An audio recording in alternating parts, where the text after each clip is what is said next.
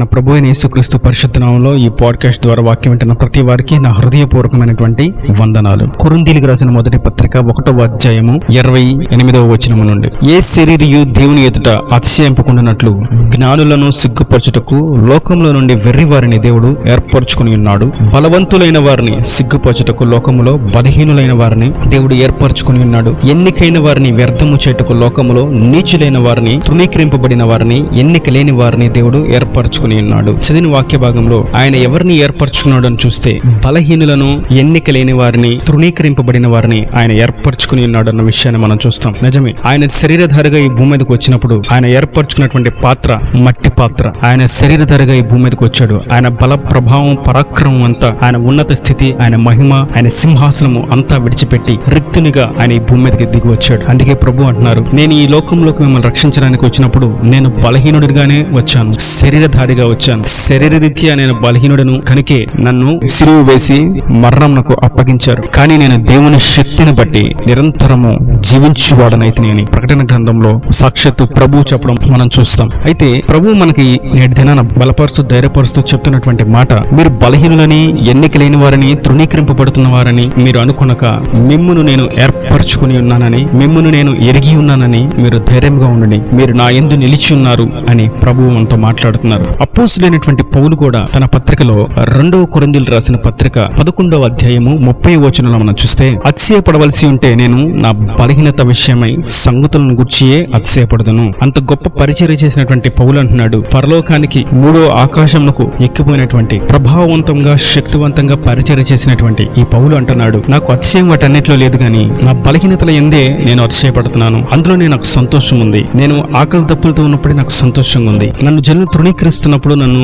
కొరలతో కొడుతున్నప్పుడు, నన్ను చెరసాల్లో వేసినప్పుడు అప్పుడు నాకు సంతోషం కలుగుతుంది అని ఆయన ఆధ్యాత్మిక స్థితిలో ఒక ఉన్నతమైనటువంటి మెట్టుని ఎక్కి మాట్లాడుతున్నటువంటి మాట ఈ మాట. బలహీనతలోనే నా అతిశయం అంటున్నాడు. మరియు ఆయన అంటాడు 12వ అధ్యాయం 10వ వచనంలో, నేనెప్పుడు బలహీనుడునో అప్పుడే బలవంతుడను, కనుక క్రీస్తు నిమిత్తం నాకు కలిగిన బలహీనతలోను, నిందలలోను, ఇబ్బందులలోను, హింసలలోను, ఉపద్రవములోను నేను సంతోషించుచున్నాను. మరియు అంటాడు, నా బలహీనతలోనే నేను బలవంతుడిగా మార్చబడుతున్నాను.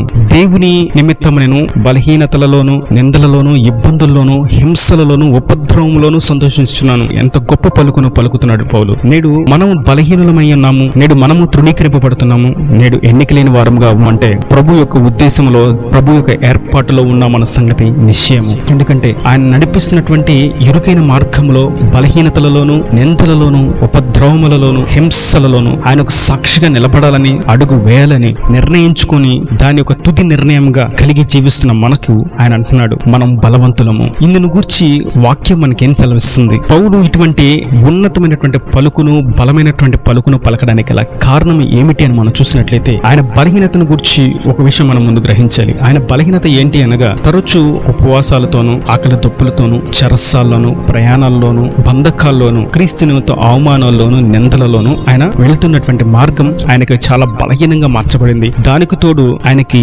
శరీరంలో అనగా కళ్ళల్లో ఆయనకు ఒక బలహీనత ఉంది. ఒక ముళ్ళు ఆయనలో గుచ్చబడినది. సాతాను దూతగా నా యందు ఆ ముళ్ళు ఉంది అంటాడు 2వ కొరింథీయులకు రాసిన పత్రిక 12వ అధ్యాయము 7వ వచనంలో. అంత బలహీనతలలో, ఇబ్బందుల్లో, ఇరుకుల్లో ఉండి పౌలు ప్రార్థించున్నాడా? అవును, ప్రార్థించాడు. ఆయన అంటాడు, నేను ముమ్మారు ప్రార్థన చేశాను ఈ విషయమై, నాకు కలిగినటువంటి ఈ ముళ్ళును బట్టి నేను ప్రార్థించాను. అప్పుడు ప్రభు ఏం చెప్పారు అంటే ఆయనకి 9వ వచనంలో ప్రభు అంటున్నారు, అందుకు నేను ఇలా ప్రార్థన చేస్తే నాతో చెప్తున్నటువంటి మాట, నా కృప నీకు చాలును, బలహీనత యందు నా శక్తి పరిపూర్ణమగుచున్నదని ఆయన నాతో చెప్పాను. కాగా క్రీస్తు శక్తి నా మీద నిలిచినట్టు నిమిత్తం విశేషముగా నా బలహీనతల యందే బహు సంతోషంగా అతిశయపడుచున్నాను. ఎంత గొప్ప స్థితి! ఆ బలహీనతను బట్టి పౌలుకి దేవుని కృప, దేవుని శక్తి సంపూర్ణంగా అనుగ్రహించబడుతుంది. కృప ఆయనలో సంపూర్ణంగా నిలిచి ఉంటుంది, ఆయనను ఆవరించి ఉంటుంది. ఆ స్థితిని, ఆ సంతోషాన్ని, ఆ యొక్క ఆధ్యాత్మిక ఆనందాన్ని అనుభవించినటువంటి పౌలు అంటున్నాడు, నాకు బలహీనతలు ఉన్నప్పుడే బలం ఉంటుంది, నా బలహీనతలను బట్టి నేను అతిశయిస్తున్నాను. ఎందుకంటే ఆయన కృప అప్పుడు నాకు బలంగా చేకూర్చబడుతుంది, నన్ను ఆయన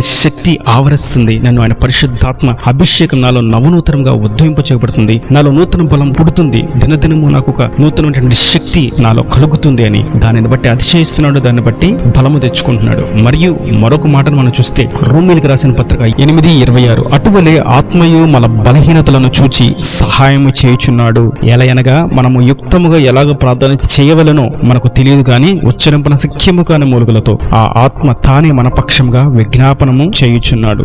బలహీనలను ఆయన ఎన్నుకున్నాడు, ఎందుకంటే బలహీనతలో ఆయన శక్తి పరిపూర్ణము చేయడానికి మరియు ఆయన పరిశుద్ధాత్మ యొక్క ఆదరణ కలుగు చేయడానికి, బలహీనంగా ఉన్న వారికి పరిశుద్ధాత్ముడు సహాయం చేస్తాడు అన్న విషయాన్ని మనం ఇక్కడ గ్రహిస్తాం. నేడు ఆయన కొరకు కనిపెట్టుకుంటూ ఆయన సన్నిధిలో ఆయనకు సాక్షిగా ఆయనకు ప్రతిష్ఠించుకొని పరిశుద్ధతకై పవిత్రతకై అడుగు వేస్తున్నటువంటి మీరు బలహీనంగా ఉన్నారా? ప్రభు మీతోను మనందరితో సెలవిస్తున్నటువంటి మాట, మీ యందు నా కృప పరిపూర్ణంగా అనుగ్రహించబడుతుంది మరియు పరిశుద్ధాత్మ మీకు తోడుగా ఆదరణగా నేను నియమించి ఉన్నాను. పరిశుద్ధాత్మ మీకు అన్ని విషయంలో అన్ని కోణములలో సహాయం చేయడానికి మీ పక్షమున ఉన్నాడు అని ప్రభు మనతో మాట్లాడుతూ ఉండగా, బలహీనులమని, వెలివేయబడిన వారమని, ఎన్నికలేని వారమని, హింసింపబడుతున్న వారమని, తృణీకరింపబడుతున్న వారమని కృంగుదలకు అవకాశం ఇవ్వక దేవుడు నడిపిస్తున్నటువంటి యొక్క ఇరుకు మార్గంలో క్రీస్తుకు సాక్షులుగా ముందుకు సాగుదాం. మరియు మనం అతి శ్రేష్టమైనటువంటి ఒక విషయాన్ని మనం చూస్తే హెబ్రీయులకు రాసిన పత్రిక 4:15 మనం అనుభవిస్తున్నటువంటి ఈ బలహీనతలు, నిందలు,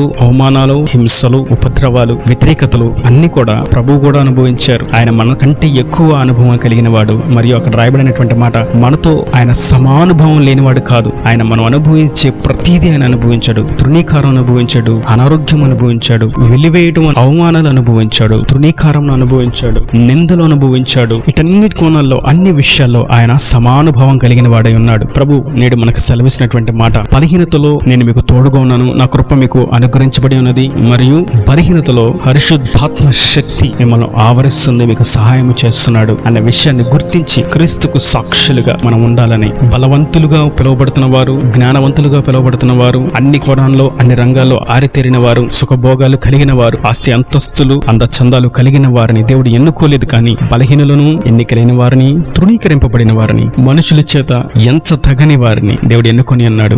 వారి ద్వారా ఆయన బల పరాక్రమను చూపించడానికి, ఆయన కృప వారి పట్ల సంపూర్ణంగా అనుగ్రహింపబడ్డానికి, పరిశుద్ధాత్మ యొక్క శక్తి చేత వారిని నింపబడ్డానికి, అతిశయించడానికి ఏ కోణాన ఏ అవకాశం లేకుండా ఉండే విధంగా దేవుడు బలహీనులను ఎన్నుకొని ఆయన ఏందే అతిశయించినట్లుగా, ఆయన ఏందే బలం పొందుకున్నట్లుగా, ఆయన ఏందే నిరీక్షణ ఉన్నట్లుగా, ఆయన ఏందే విశ్వాసం ఉంచినట్లుగా, ఆయనే శ్వాసగా, ఆయనే సంతోషంగా ఉండాలని ఆయన బలహీనులను ఎన్నుకొని ఉన్నాడు. నేడు నిందల్లో, అవమానాలు, హింసలో, ఉపద్రవాల్లో, కరువుల్లో, తృణీకారములో, వెలివేతలో నిలిచి ఉన్నారా? ప్రభు మీతో ఉన్నాడు, మీ పక్షాన బలపరుస్తున్నాడు, ధైర్యపరుస్తున్నాడు. ఆయన మాటలను పెట్టి ధైర్యం తెచ్చుకొని ఈ విశ్వాస యాత్రలో ఏమాత్రం కుడి ఎడమలకు సడలిపోక దేవుని నిత్య రాజ్యమునకు వారసుల మగుదముగాక. ఈయన దేవుని మాటలు ప్రతి వాని హృదయంలో నిరుకట్టి ఫలింపచేయను గాక. ఆమేన్. God bless you. తలలు వంచి కన్నులు మూసినట్టయితే మీ కొరకు చిన్న ప్రార్థన. ప్రేమ స్వరూపీకరణ కటాక్షం గల తండ్రి, నా ప్రభు కొరకు నీ కృపలో భద్రపరిచారు. ఈ వాక్యాన్ని ప్రతి ఒక్క బిడ్డను జ్ఞాపకం చేసుకోండి. బలహీనులైన వారి కొరకు, వెలివేయబడిన వారి కొరకు నీవు భూమి మీదకి దిగివచ్చు. అటువంటి వారిని మీరు ఎన్నుకున్నావని, నీవు కూడా ఈ శరీరధారికి ఈ భూమి మీదకి వచ్చినప్పుడు బలహీనులుగా వచ్చారని, మీ బలహీనతను బట్టే